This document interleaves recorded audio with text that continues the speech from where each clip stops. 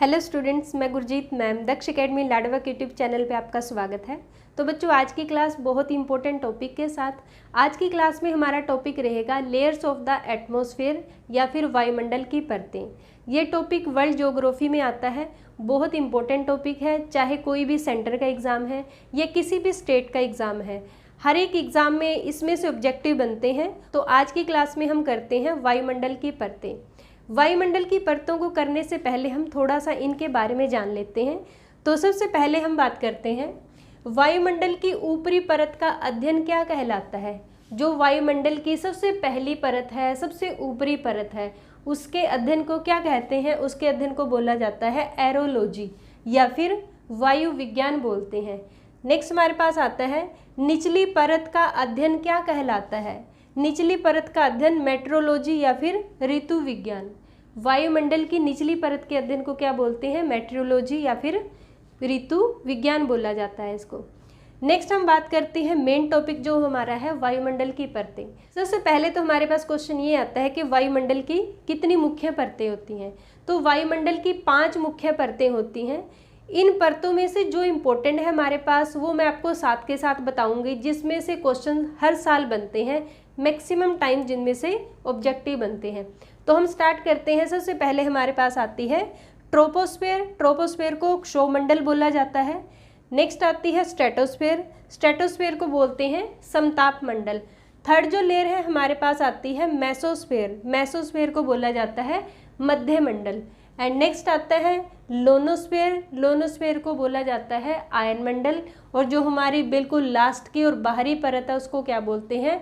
एक्सपोस्फेयर या फिर बाहरी मंडल बोला जाता है। तो ये तो थी वायुमंडल की 5 परतें। तो हम स्टार्ट करते हैं सबसे पहले क्षोमंडल से। क्षोमंडल की अगर हम बात करें बच्चों, सबसे पहले तो क्वेश्चन आता है कि वायुमंडल की सबसे पहली परत कौन सी है। वायुमंडल की सबसे पहली परत है ट्रोपोस्फेयर। इसको हिंदी में क्षोमंडल भी बोला जाता है। क्षोमंडल की जो हाइट है पृथ्वी के सरफेस से 8 किलोमीटर से स्टार्ट होती है और 16 किलोमीटर तक इसकी हाइट होती है। तो हाइट आपने याद रखनी है, कई बार एग्जाम में पूछा गया है इसकी हाइट के बारे में। 8 किलोमीटर से स्टार्ट होती है और 16 किलोमीटर तक इसकी हाइट रहती है। उसके बाद कई बुक्स में आपको दिया होगा कि यहाँ पे 18 किलोमीटर भी दिया है। इसका भी कारण है कि यहाँ पे 18 किलोमीटर हाइट क्यों दी गई, क्योंकि क्षोमंडल वायुमंडल की ऐसी परत है जिसकी हाइट गर्मी की ऋतु में या ग्रीष्म ऋतु में इसकी हाइट 2 किलोमीटर तक बढ़ जाती है, इंक्रीज हो जाती है इसकी 2 किलोमीटर हाइट। किस ऋतु में? ग्रीष्म ऋतु में, गर्मी की ऋतु में। ये क्वेश्चन भी पूछ लिया जाता है कि वायुमंडल की किस परत की हाइट गर्मी में बढ़ जाती है। तो किसकी बढ़ती है? क्षोमंडल या फिर ट्रोपोस्फेयर। तो ये तो थी इसकी हाइट के बारे में। नेक्स्ट है क्षोमंडल का टेम्परेचर -45 डिग्री सेल्सियस से लेकर -80 डिग्री सेल्सियस तक इसका टेम्परेचर रहता है। -45 डिग्री और -80 डिग्री सेंटीग्रेड तक इसका जो टेम्परेचर है वो रहता है। नेक्स्ट हम बात करते हैं क्षोमंडल। क्षोमंडल की क्या क्या विशेषताएं हैं, क्या क्या इसके कैरेक्टरिस्टिक्स हैं। सबसे पहले तो जैसे देखो यहाँ पे मैंने बनाया है, बादल बनाए हैं। तो मौसम संबंधी जितनी घटनाएं होती हैं, मौसम संबंधी घटनाएं किस में होती हैं? क्षोमंडल में होती हैं। मौसम संबंधी घटनाएं जैसे बिजली का चमकना, बादलों का गरजना, बारिश, आंधी, तूफान, जो भी होता है किस मंडल में होता है? क्षोमंडल में होती हैं। अगर क्वेश्चन आता है मौसम संबंधी घटनाएं वायुमंडल की किस परत में होती हैं, तो ट्रोपोस्फेयर में होती हैं। नेक्स्ट है क्षोमंडल का घनत्व। घनत्व सर्वाधिक होता है। घनत्व सर्वाधिक होता है कहाँ पर? क्षोमंडल। घनत्व यानी डेंसिटी। डेंसिटी किसे बोला जाता है? गाढ़ेपन को बोला जाता है। तो अगर क्वेश्चन आता है कि सबसे ज़्यादा घनत्व कहाँ पर होता है, वायुमंडल की किस परत में होता है, तो क्षोमंडल में होता है। क्योंकि यहाँ पे भारी गैसेस, जितनी भी भारी गैसेस होती हैं, भारी गैसें वो कहाँ पे होती हैं? क्षोमंडल में। और जो हल्की गैस होती है वो कहाँ पे होती है? बाहरी मंडल में। तो भारी गैसेस की वजह से जो सबसे ज़्यादा घनत्व होता है वो कहाँ पर होता है? क्षोमंडल में होता है।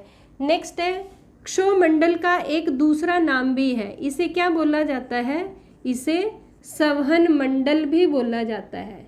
तो अगर क्वेश्चन आता है संवहन मंडल वायुमंडल की किस परत का नाम है, तो क्षोमंडल का नाम ही क्या है? संवहन मंडल है।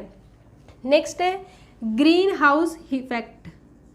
ग्रीन हाउस इफेक्ट, जैसे मैंने अपनी लास्ट वीडियो में आपको कराया था ग्रीन हाउस इफेक्ट, तो ग्रीन हाउस इफेक्ट भी कहाँ पे होता है? ट्रोपोस्फेयर में होता है, और ये भी किससे रिलेटेड है? मौसम से रिलेटेड है। तो अगर क्वेश्चन आता है आपके पास ग्रीन हाउस इफेक्ट वायुमंडल की किस परत में होता है, तो ये भी ट्रोपोस्फेयर में होता है। तो ये तो था बच्चों क्षोमंडल यानी कि ट्रोपोस्फेयर के बारे में। तो नेक्स्ट हम बात करते हैं समताप मंडल की। वायुमंडल की जो सेकंड परत आती है उसे क्या बोला जाता है? स्ट्रेटोस्फेयर या फिर इसे समताप मंडल बोला जाता है। अगर इसकी हाइट पूछी जाए तो 50 किलोमीटर तक इसकी हाइट होती है। और देखो इसका नाम समताप मंडल है। समताप यानी कि यहाँ पे जो टेम्परेचर है वो एक सा रहता है, जैसे 0 डिग्री सेल्सियस तक इसका टेम्परेचर रहता है। समताप मंडल का मीनिंग होता है एक जैसा समान टेम्परेचर, इसलिए इसको नाम दिया गया है समताप मंडल। और समताप मंडल में से जो क्वेश्चन बनते हैं बच्चों, बहुत इंपॉर्टेंट क्वेश्चन है और कई बार एग्जाम में क्वेश्चन आ चुके हैं।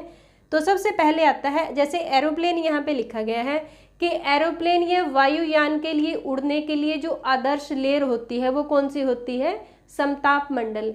वायुयानों के उड़ने के लिए आइडियल जो लेयर है उसे क्या बोला जाता है? समताप मंडल।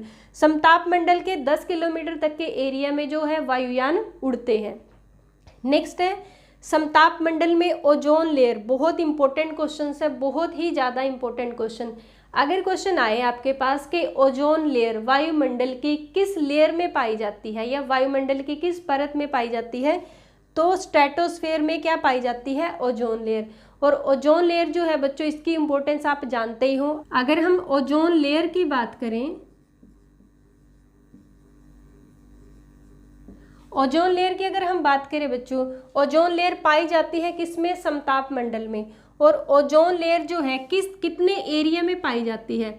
समताप मंडल के 30 किलोमीटर से लेकर 50 किलोमीटर तक के एरिया में क्या पाई जाती है? Ozone layer. और अगर ओजोन लेयर की इंपॉर्टेंस की हम बात करें, ओजोन लेयर हमें किससे बचाती है? ओजोन लेयर जो सन की यूवी रेज होती हैं, सन की यूवी रेज, अल्ट्रावायलेट जो रेज होती हैं उनसे बचाती है। कौन सी layer? Ozone layer. Ozone layer के कारण क्या होता है? सन रेज डायरेक्टली अर्थ तक नहीं पहुंच पाती। और अगर सपोज करो कि ओजोन लेयर नहीं है तो सन रेज डायरेक्टली अर्थ तक आएंगी, और डायरेक्ट अर्थ तक आने के कारण जितने भी स्किन के रोग होते हैं, जितनी भी स्किन की बीमारियां होती हैं, उसकी बहुत बड़ी वजह कौन सी है? अल्ट्रावायलेट रेज बन जाएंगी। क्योंकि अगर अल्ट्रावायलेट रेज डायरेक्टली अर्थ तक आई तो जो स्किन कैंसर है उसका खतरा बहुत ज़्यादा बढ़ जाएगा। तो ये थी ओजोन लेयर की इम्पोर्टेंस। नेक्स्ट है बच्चों, ओजोन लेयर जो है वो दिन प्रतिदिन इसकी जो इस लेयर की मोटाई कम होती जा रही है। तो ये क्वेश्चन भी आता है कि ओजोन लेयर जो है वो किसकी वजह से इसकी मोटाई कम होती जा रही है, तो वो गैस है। किस गैस के कारण? कौन सी गैस है? CFC gas. CFC गैस के कारण ओजोन लेयर की जो मोटाई है वो कम होती जा रही है। और CFC गैस कहाँ से निकलती है? CFC गैस जो निकलती है, जो पेंट के डिब्बे होते हैं, पेंट के डिब्बों को जलाने से, पेंट के डिब्बों को जलाने से और हमारे AC रेफ्रिजरेटर से जो गैस निकलती है वो कौन सी गैस होती है? CFC gas. CFC गैस के कारण ही ओजोन लेयर की जो मोटाई है वो कम होती जा रही है। नेक्स्ट हमारे पास आता है ओजोन लेयर को किस में मापते हैं? किस में मापते हैं ओजोन लेयर को, या फिर ओजोन लेयर को मापने की इकाई क्या है? ओजोन लेयर को डॉप्सन में मापते हैं। किस यूनिट में मापा जाता है ओजोन लेयर को? डॉप्सन में मापा जाता है। तो ये थी बच्चों स्ट्रेटोस्फेयर या फिर समताप मंडल के बारे में। नेक्स्ट हम बात करते हैं मध्य मंडल। मध्य मंडल या फिर मेसोस्फेयर। मेसोस्फेयर में से 1-2 क्वेश्चन बनता है। तो इसमें से जो क्वेश्चन बनता है, सबसे पहले तो आपको पता होना चाहिए इसकी हाइट कितनी है। 80 किलोमीटर तक इसकी हाइट मानी गई है मध्य मंडल या फिर मेसोस्फेयर की। उसके बाद एक क्वेश्चन बनता है कि वायुमंडल की किस परत में सबसे कम टेम्परेचर होता है? तो सबसे कम टेम्परेचर किस में होता है? मेसोस्फेयर में होता है। -100 डिग्री सेल्सियस तक इसका टेम्परेचर होता है। नेक्स्ट है, जैसे मैंने यहाँ पे स्टार बनाया है, ये स्टार नहीं है, ये उल्का पिंड है। देखो हर रोज पृथ्वी की तरफ बहुत सारी उल्का पिंड आती रहती हैं, लेकिन वो पृथ्वी तक नहीं पहुँच पाती। किसके कारण? मेसोस्फेयर के कारण। मेसोस्फेयर के कारण ही जितनी भी उल्का पिंड होती हैं वो मैक्सिमम यहाँ पे आकर घर्षण की वजह से नष्ट हो जाती हैं। और ये इम्पोर्टेंस है किसकी? मेसोस्फेयर की। जितनी उल्का पिंड है घर्षण के कारण वो कहाँ पर नष्ट हो जाती है? मेसोस्फेयर या फिर मध्यमंडल में। नेक्स्ट हम बात करते हैं लोनोस्फेयर की। लोनोस्फेयर यानी जिसे बोला जाता है आयन मंडल। ये भी इम्पोर्टेंट है। वायुमंडल की जो 3 लेयर्स है, क्षोभ मंडल है, समताप मंडल है और लोनोस्फेयर या फिर आयन मंडल, ये बहुत इंपॉर्टेंट है। इसमें से अक्सर एग्जाम में क्वेश्चंस बनते हैं। तो लोनोस्फेयर की अगर हम बात करें, इसकी हाइट 80 किलोमीटर से ऊपर का जो एरिया है और 640 किलोमीटर तक का जो एरिया है वो किसका है? आयन मंडल का है। और आयन मंडल की इम्पोर्टेंस क्या है? क्योंकि यहाँ पर रेडियो तरंगे परावर्तित होती हैं। क्वेश्चन बनता है किस मंडल में, वायुमंडल की किस परत में रेडियो तरंगे परावर्तित होती हैं? तो किस में होती हैं? लोनोस्फेयर या फिर आयन मंडल में। रेडियो तरंगे क्या होती हैं बच्चों? पृथ्वी की सतह से, सपोज करो पृथ्वी की सतह से तरंगे छोड़ी जाती हैं, रेडियो तरंगे, और वो टकराकर वापस पृथ्वी तक आती हैं। तो इसे क्या बोला जाता है? तरंगों का परावर्तित होना। यानी रेडियो तरंगे कहाँ पे परिवर्तित होती हैं? लोनोस्फेयर में। जैसे यहाँ पे रेडियो तरंगे नाम दिया गया है। हमारे रेडियो में जैसे अगर हम बात करते हैं, रेडियो में अगर हम दिन की बात करें, दिन में उसमें जो साउंड है वो क्लियर नहीं आती।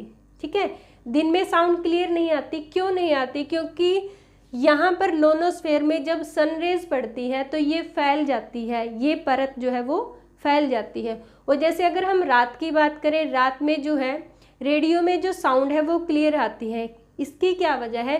क्योंकि रात के टाइम ये सिकुड़ना स्टार्ट कर देती है और हमारे रेडियो में जो साउंड है वो बहुत ज़्यादा क्लियर हो जाती है। तो ये कारण है। और क्वेश्चन अगर पूछा जाए रेडियो तरंगे परावर्तित कहाँ होती है, तो कहाँ पर? आयन मंडल में। नेक्स्ट है एक्सोस्फेयर या फिर बाहरी मंडल। वायुमंडल की अगर लास्ट परत या बिल्कुल बाहरी परत अगर पूछा जाता है तो वो कौन सी है? बाहरी मंडल या फिर एक्सोस्फेयर। एक्सोस्फेयर में जो सबसे हल्की गैसेज होती हैं, जो बिल्कुल लाइट वेट गैसेज होती हैं, वो कहाँ पे पाई जाती हैं? एक्सोस्फेयर या फिर बाहरी मंडल में। उसके बाद बच्चों एक बहुत ही इंपॉर्टेंट क्वेश्चन बनता है जो बार बार रिपीट होता है एग्जाम में। ये क्वेश्चन क्या है कि पृथ्वी की सतह से कितनी हाइट पर जाने से, पृथ्वी की सतह से कितनी ऊंचाई पर जाने से 1 डिग्री टेम्परेचर की कमी आती है? बहुत बार एग्जाम में आ चुका है। तो पृथ्वी की सतह से अगर हम 165 मीटर की हाइट पर जाएंगे, पृथ्वी के सरफेस से अगर हम 165 मीटर की हाइट पर जाएंगे तो 1 डिग्री सेल्सियस टेम्परेचर कम होता है। कितने डिग्री? 1 डिग्री सेल्सियस जो टेम्परेचर है वो कम होता है। कितने मीटर की हाइट पे जाने से? 165 मीटर की हाइट पर जाने से। उसके बाद बच्चों ये क्वेश्चन और कई बार आ चुका है एग्जाम में कि CO2 गैस यानी कार्बन डाइऑक्साइड गैस किस परत में सबसे ज़्यादा पाई जाती है? तो कार्बन डाइऑक्साइड गैस हमारे क्षोभ मंडल या फिर ट्रोपोस्फेयर में सबसे ज़्यादा पाई जाती है, क्योंकि carbon dioxide gas heavy gas है और हैवी गैसेस कहाँ पे पाई जाती हैं? सारी क्षोभ मंडल में पाई जाती है। तो ये तो था बच्चों आज का टॉपिक वायुमंडल की परतें। मैंने बहुत अच्छे से विद डायग्राम आपको क्लियर कराने की कोशिश की है।